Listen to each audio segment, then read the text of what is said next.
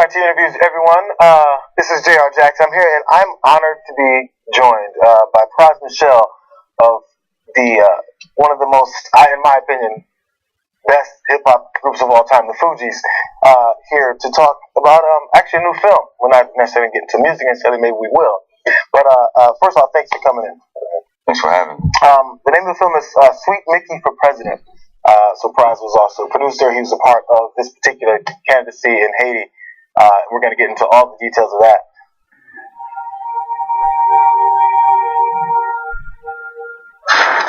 Well, I was born in Brooklyn,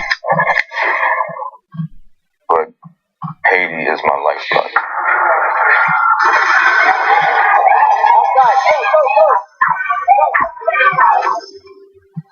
My parents decided not to come to America. I could have been one of those kids. There is still plenty of frustration with the government there over the slow progress of rebuilding. Everyone wants what in the government. They don't. You need someone who can inspire the people.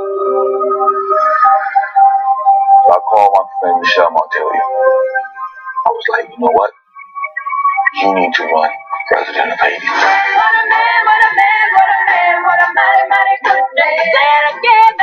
For over 20 years, he's been one of Haiti's favorite musicians, both outrageous and outspoken. And then from that point, we basically talking every day. I read on the internet that you used to wear diapers when you were performing. That's the artist. That's the actor. President cannot run Haiti. Are you running to become the next president of Haiti? Wyclef Jean is running for president. Pras Michél said you lack a definitive plan to bring Haiti into the 21st century. Pras was saying that he support your opponent, Sweet Mickey. I guess there won't be another Fuji album.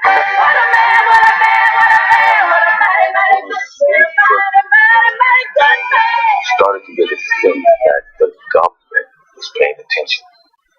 They didn't like what they saw, so they made their move. Everyone is booked. The unrest was spreading, and the people were not backing down. It doesn't matter. Somehow the people want everything to be Our people are being abused. I would rather take time to make them understand the need to stand up and stand for the truth.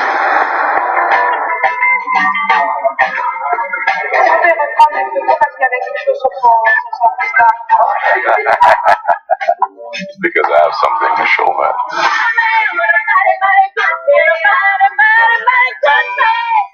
Sweet Mickey, first of all, his name is Michél Martelly, now the current president of Haiti. I don't know if I'm doing any spoilers here for many people who don't pay attention, but the film basically goes through the entire campaign for Martelly and how you kind of triggered it, honestly.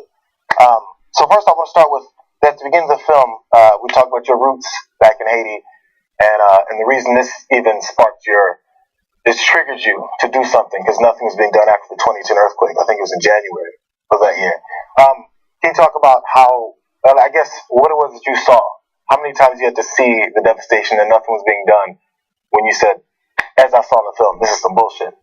So what exactly was it that when you finally said, nobody's doing it, I gotta do something? I remember when it happened the night before, the night that it happened. The world heard about it the day after, that morning. A friend of mine called me and told me there was an earthquake. And, I thought it was just earthquake. Like, we have earthquakes in California, And then the next morning, I did this morning show, like a 6:30 a.m. morning show. They called me, and I don't know why they called me, but I went and I did the show. But they were showing me the footage. And that's when I saw the devastation. But then I saw the former president, that was the president at the time. He made a comment about how he didn't know where he was going to stay. I thought it was a bit odd that the leader of that country doesn't know where he's going to stay. If you're the leader and you don't know where you're going to stay, imagine how the people going to feel, Right. So, I felt like, when I started the Fugees, one of the things Clef and I wanted to do is, represent Haitians. But when the Fugees took off, Clef really took the plight of Haiti on his back. I kind of like just stood aside, you know, because I wasn't born in Haiti. My parents were from Haiti, but Clef was born in Haiti, so I figured, you know, I'm an American, you know, I didn't really want to get involved with it. But after the earthquake, I decided I can't just stand back idly and watch this happen. I felt like I have to go and do something. And at that moment, I didn't know what it was, but I knew I had to do something. So you went and visited first before. Well, I guess the idea, in the base of the film being, you approached Michél Martelly again, and for me, I wasn't familiar with his music. He's a musician, a well-known provocative artist in Haiti for a long time. And what was it about? You approached him and basically said he should run because there was a recent history of a string of presidents that didn't do much for the people. In fact, it was very self-serving. There's a lot of corruption, which happens everywhere.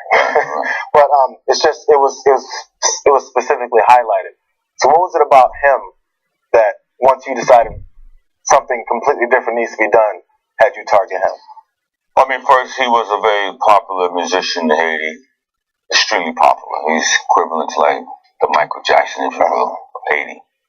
And I know, but you know, being popular doesn't mean people think popularity equates to people having an affinity for you or you being revered. That's not the case.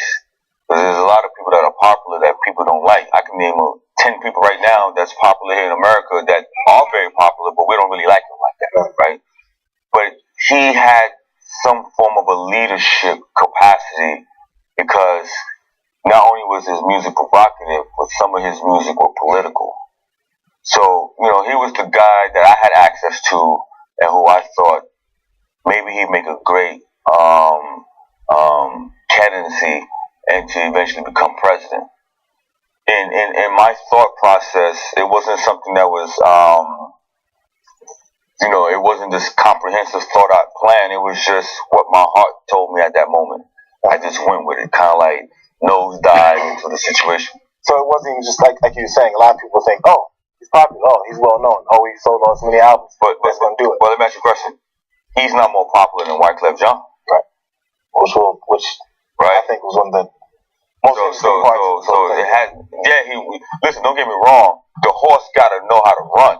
You got to be able to run, right? You can't just go get a 3-legged horse and say I'm gonna put it in a race.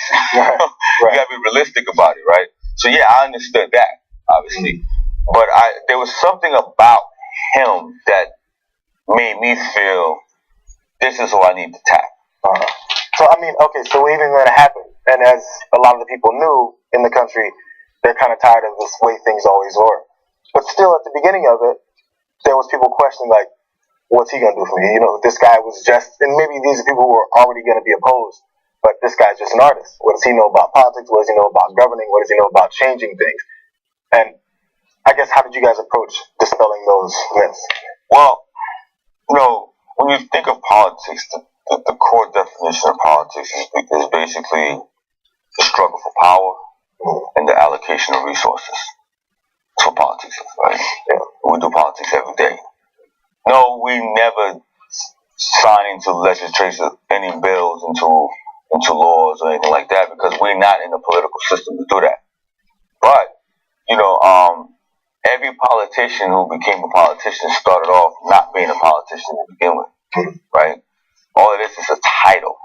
That's all really what it is. Now, obviously, you got to understand diplomacy. You have to understand policies. You have to understand. You have to at least have that capacity to be able to understand. Some people, they'll never understand it, right?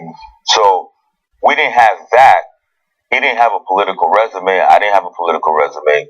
But we were conscientious about politics. And we were interested in politics. And we were interested in the betterment of the people. Right? So we had those, you know, things or attribution to us going in. And so Michél, when you watch the film, you'll see, and obviously we don't get deep into, you know, the political side of it. It's just more, this film is about how if one person believes in something, how you can make a difference. It's about voices being heard. we seen this right here across America with the Missouri College last week, where the students walked out. Right, that's how they decided to protest, because protest today is not the same way we used to protest back in the 50s and 60s. If you're gonna walk out with pickets and think you're gonna make some change, you're not gonna make any change, because everything else, the political forum has evolved, right?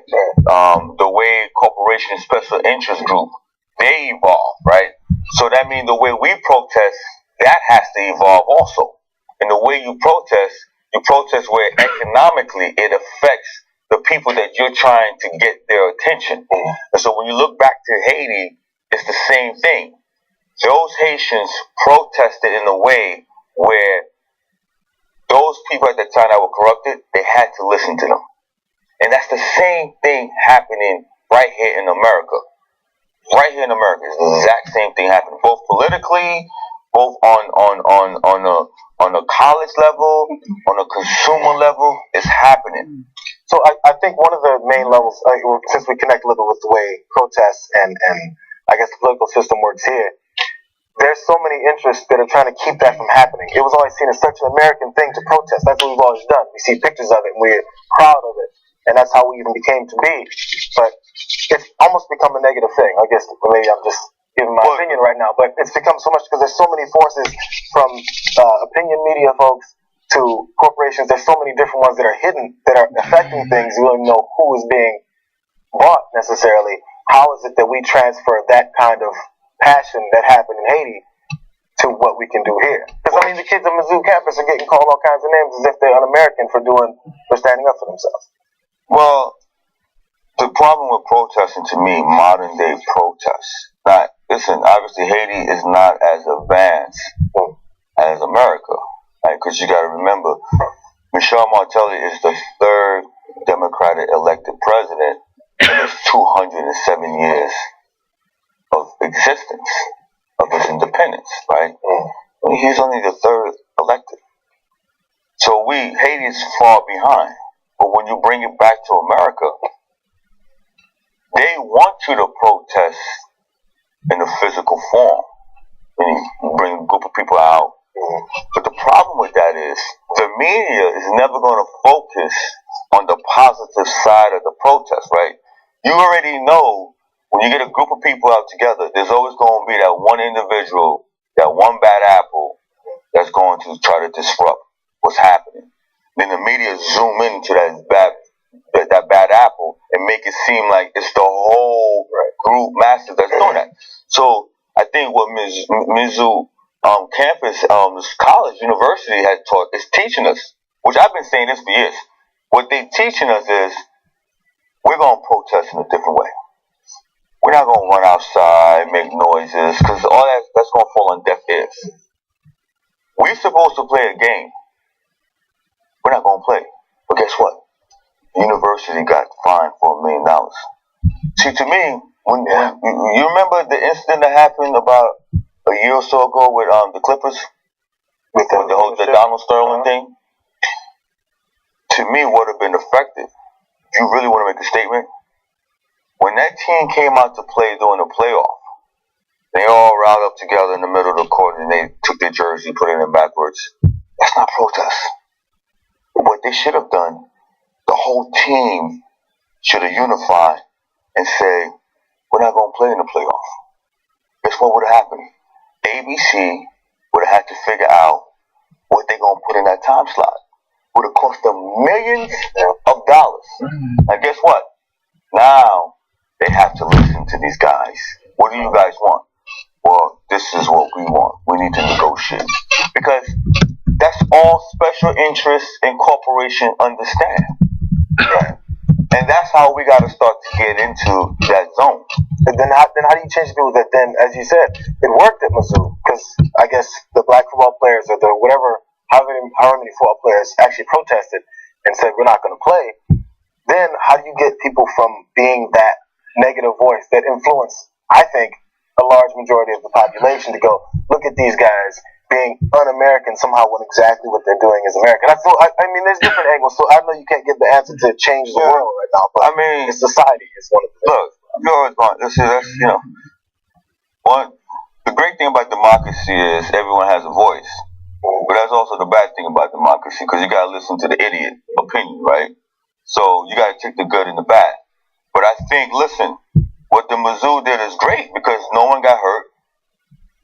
There was no real disruption, and they got their point across. And then if you notice, a couple of days later, 125 schools walked out.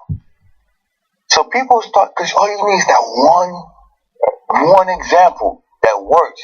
Then everyone's gonna sit back and say, the next time I protest, we're gonna protest the same way, right? Because when you look at Ferguson, for example, what came out of it? Not much. That particular one, no. But that's just one of many. Right. But Mizzou got their point across. That school had to pay $1 million. Right? And if they want to continue it, they're not going to be able to sustain that. Now, they may say, we're just going to get other players to come and play. But your best players are the one that protesting. Because that's the thing. One of the commentators did say, he goes, I'm just going to get some replacements. Okay, cool. Nobody wants to see that. You're going to have an empty stadium. Ticket sales, beer sales, concession sales, Done. all of it, and everybody's losing money somewhere. So, we might as well go ahead and connect it to what's happening here anyway. So, but we'll get back to this because there were some points that I really enjoyed. So there's the outsider point of view when we have with our current election system now. The fact that people are so hungry for this different thing that happens as you're talking about, we see the difference and go, this has been affecting me, but I've been too afraid or didn't have the right answer to approach this right. We have these seemingly outsiders that are running for president now, and I'm afraid they're being painted as the people that actually that are appealing to the people, when in reality, they're still appealing to themselves. I mean, maybe some of the comparisons being, there was popular presidents in Haiti that had power, but then they end up not being good for the country at all. And even still had some support when they returned. You know what I'm talking about. So I guess the question is, how is it you get people to decipher from the good and the bad? Because people will take advantage. They can see the same thing you're seeing, but they go, let me use this climate and take over myself. Well, there's no real formula to who's going to be a good or bad president, right? You can have the guy with all the political experience. Person could be governor, it could be senator, it could have been whatever, right? And on paper, that looks great.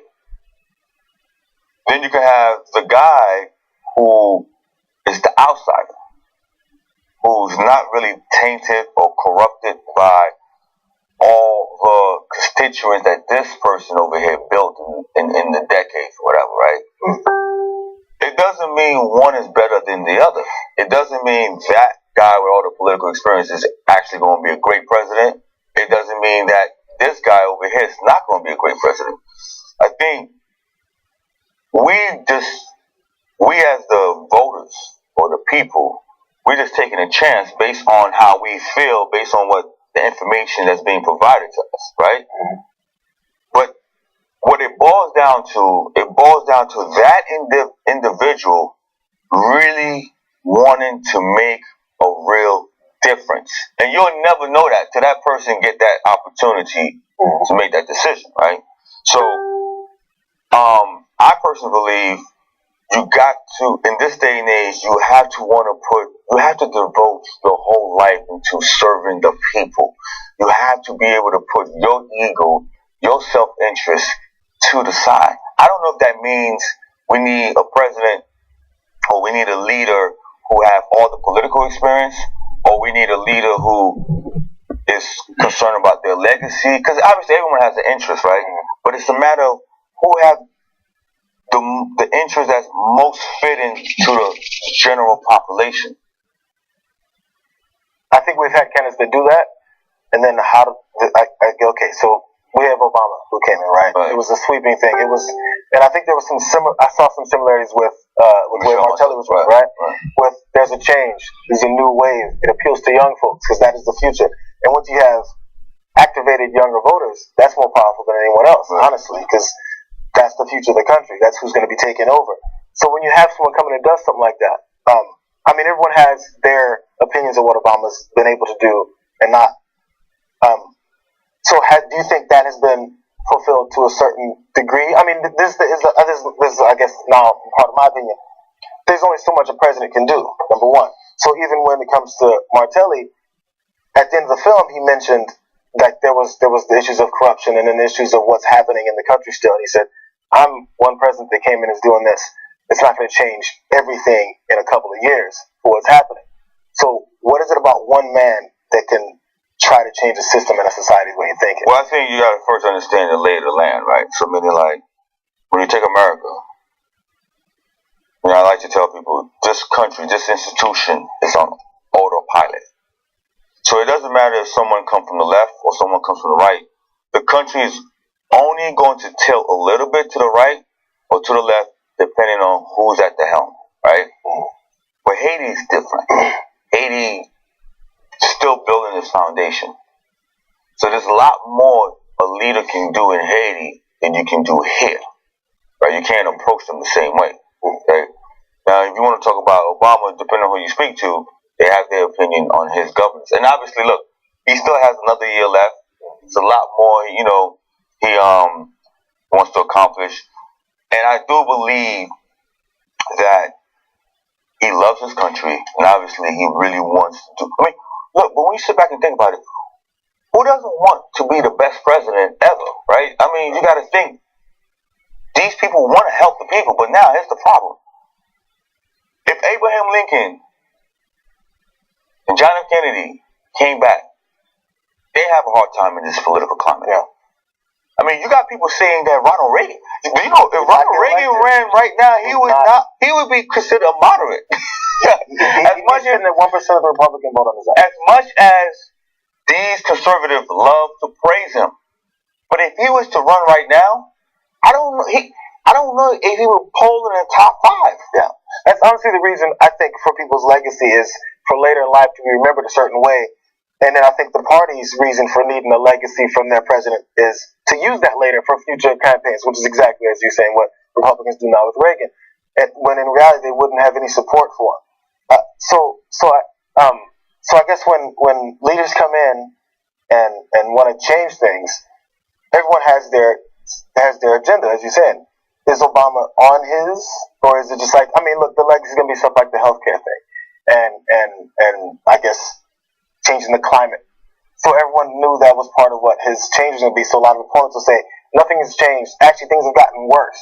So then you have to fight that instead. But when you have to go for re-election, I think more things get put across. As you said, there's a year left, and you kind of see a shift, I think, in his attitude.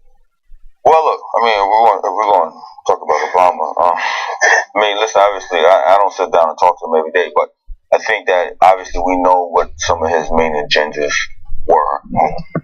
Some of them got accomplished, some of them halfway got accomplished, some of them didn't get accomplished at all.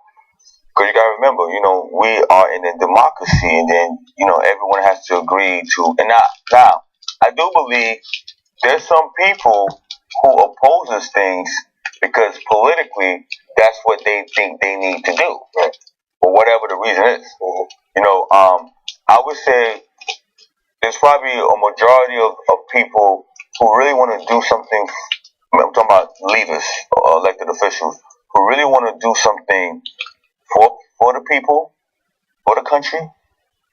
But the minute you start mixing in, once again, corporation, special interest, now you're playing the chess game a different way, right? Like when normally you wouldn't sacrifice that pawn, now you say, I might have to sacrifice this because it's politically motivated, right? It's not strictly about, I mean, when you look at healthcare plan, right?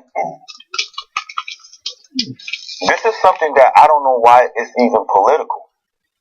You're talking about health for people that we all should care about. Mm-hmm. So, how can a company or an institution that their whole existence is about their bottom line, and then you want to inject something that's about the people's health how can you mix the two together and get a good result? It's almost virtually impossible. And okay, so I mean, it's just maybe I'm the dumb one, but I'm just saying, right? because I think we've switched so much to a point of people's perception of what they are, which say healthcare system or even leaders, they want to be shown as being they care for people, but we still push America as we care, we take in everybody, we're the shining light on the hill, we do everything and we lead. But at the same time, we don't actually want to do it. That helps actually, or even our citizens, honestly, as you said, we need a leader that's going to be the type that comes in and wants to work for the citizenry. But in reality, when the citizenry needs them, there ends up being a lot of bashing about, look at these people wanting their handouts, when in reality they're citizens who've given to the country, and that's why I can't really blame the leader, because you gotta remember something. Before Obama, before Bush, before Clinton, before first Bush, for Carter, for Johnson, Nixon, and so forth, before Reagan, before all these guys, they've been dumped whatever came before them, right?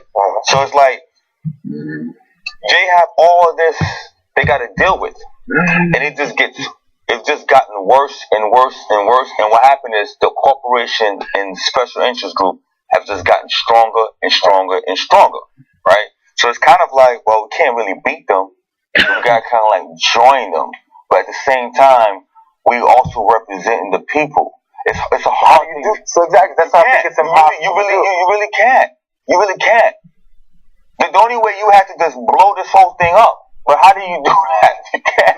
Well, as you said, like going back to healthcare. Mind you, I know absolutely nothing about the healthcare except for I know my healthcare plan is very expensive. I think everyone has the same opinion. Right.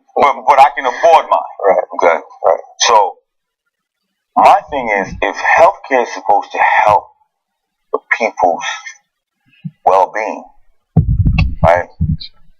Then why are the insurance companies having a say in it when you know their main objective is economics? But they're doing the same thing. They're telling people, you see a healthcare commercial, you'll see a commercial about someone's health and seeing their doctor and be like, we care, and it's like gentle music playing. Of course, I mean, they have to say that. They're not going to say, well, listen, we don't really care about you guys. We just need y'all to. I mean, they're not going to say that. We already know that. But the point I'm saying is, think about when that leader comes in, the newsprint and he really wants to do something for the people. I don't believe healthcare, mind you, AT&T. not into socialism. So I don't want people to take this. I don't want people to start blasting my Twitter and my Instagram. But I do believe there's certain things that's a right and not a privilege. Healthcare for every American should be a right. There's components of socialism all through our society. So that we accept, that we're open to, that we're fine with, because it makes sense. You're right. It shouldn't be one way or the other, right? Because some things that have some social implication to it is okay. It doesn't mean we're a social. Think about calling your doctor, not worrying about how much it's going to cost. If your kitchen is on fire and your extinguisher didn't put it out, you can call the fire department and you don't have to go, how much is this going to cost me? You don't have to do that. But if for some reason that wasn't a component of our society, but we have like a system where you have to pay for every time the fire department comes, and then suddenly a leader comes in and says, you know what, the fire department should come for free because you pay your taxes. People are going to go, what? Socialism? So it's just a matter of perception of how things have been pushed to us since we were born. Now, I'm going to bring it back to you now. What this whole interview is about. You want to circle it back. Basically, we as the people have to unify and say enough is enough. And this is what this movie is about on a very micro level. Because the Haitians don't have a system like we have, obviously. And they want to, at some point, I believe they're going to get there. Michél Martelly's Sweet Mickey is the beginning of the new for Haiti. It may have not been perfect, may have not been great, but it's the catalyst for a new political system. Now, if you want to go back to America, because they run parallel, because I was born in America, I'm an American, and so obviously I'm patriotic to being an American. But at the same time, my parents are from Haiti, so I got that patriotism going there too. So it's like a dual patriotism going on. And I see the parallel. Okay? And sometimes what people don't understand, third world countries are kind of like, they're like the you know how like you have a record, let's say you get a record that's buzzing on the streets. It buzzes on the streets before it gets to the pop mainstream audience, right? And when you look at third world countries, being that I've been to Somalia, North Korea, Iraq, Iran, all these different places, what I notice is they are what I call the streets. They buzzing, right? If you remember a couple of years ago, you had the Arab Spring. Start off in Tanzania. Then you had Egypt. What happened with Egypt? Then you had, obviously, with Gaddafi, them getting rid of Gaddafi. Then you had a protest in Iran, which is, it never happened since the revolution in 1979, right? Then you had a protest in Hong Kong. You had a protest in China. Then you had what happened in Haiti. We're starting to see Guatemala a couple weeks ago just had a comedian become their first time president, right? Yeah. And Iceland, the mayor is a musician. Okay. So and now what happens is it's starting to come now to America. We've seen the same thing that's been happening in the last couple of years. These third world countries, it's starting to happen right here. I think we just need an acceptance of taking the lead from someone else if it works. You know, you have to learn. You have to see. You have to say to yourself, why is it happening here? Because when we had that global recession, it didn't just affect us. It affected the whole globe. If we sneeze, the rest of the world catches a flu. Okay? So, but at the same time, things also come and creep into, I think we're just being very complacent, to be honest with you. And now, but we're starting to see the difference. Like you talked about the candidates that are vying for this presidency right here in America. You know, they're a little bit, you know, colorful candidates, you know, if you will.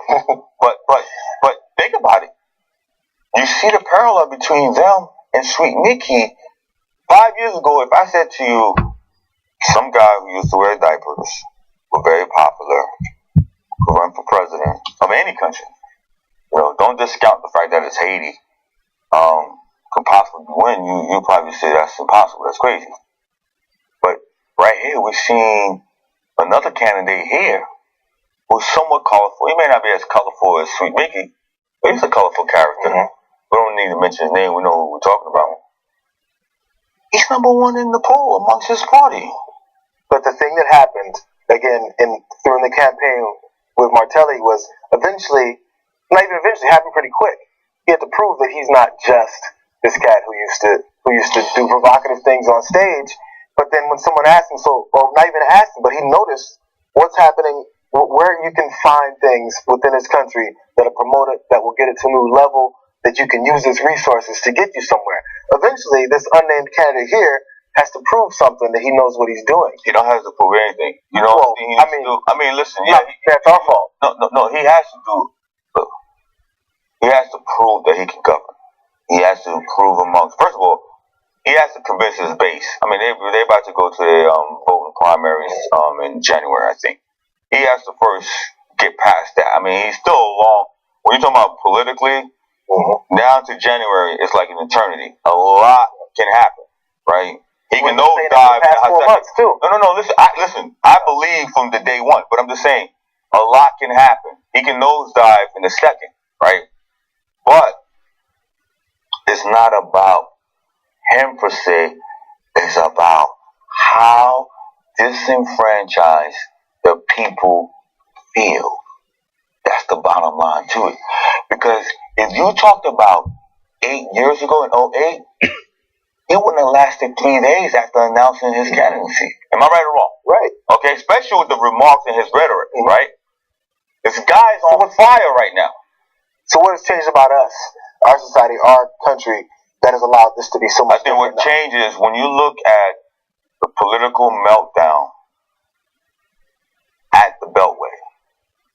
You look at when people feel like I send you guys to office, whether you're conservative, whether you're liberal. I send you guys to represent us to find some form of a bipartisanship, a medium to address our needs, right? But for some reason, you guys can't figure it out. Then we're gonna have to put people in that can, and it might be that guy. I don't know. But it's just once you start seeing the rhetoric, as you said, that comes from certain candidates, they start saying, no, you don't need your country to do much for you that you contribute to. I mean, that's become one of the main lines is, how dare you expect something from the country you are contributing to? And so it starts telling their constituents, you don't deserve what you deserve, but you know, and they buy it. But we know that's not true. You know how we know that's true? We do. Listen, let me tell you something. When people, I believe people just want the basic things for their lives, right? Be able to have a job, roof over their head, be healthy, and just enjoy the American life. Watch your football, barbecue, the basic things. I don't believe the average American wants to be a billionaire. They're not looking for that. They just want to contribute and get their little share from this American pie. When you can't get that basic, and it become a nationwide thing, then people eventually say enough is enough. That's what gave the birth of the Tea Party. People go to the extreme when they feel like, okay, I'm being disrespected at this point. That's what happened with the whole Boston Tea Party. I mean, think about it. It's the same. And then there's always an interception. The cornerback comes in when the Tea Party's getting born because it's against how corrupt the government is and how they're not doing anything for the people. Then the interception comes in by these people who are funded by corporations, as we always talk about. Then they come in and co-opt this seemingly a positive triggering of a Tea Party, and it becomes this thing that's biting back against people. So it starts as citizenry, and it ends with fighting citizenry. I see what you're saying. Of money. I see what you're saying. You're saying that basically they dismantled the Tea Party. They came up like immediately, like not even dismantled, just co-opted. You're right. But guess what? Let me tell you something. When one thing doesn't work, guess what happens? It morphs into something else. Like a virus. You kill that virus, it gets stronger. Right? We look the terrible thing that just happened in France. It started off first, you had the Taliban, you had Al Qaeda. These guys are smarter and stronger than the last two groups. Okay?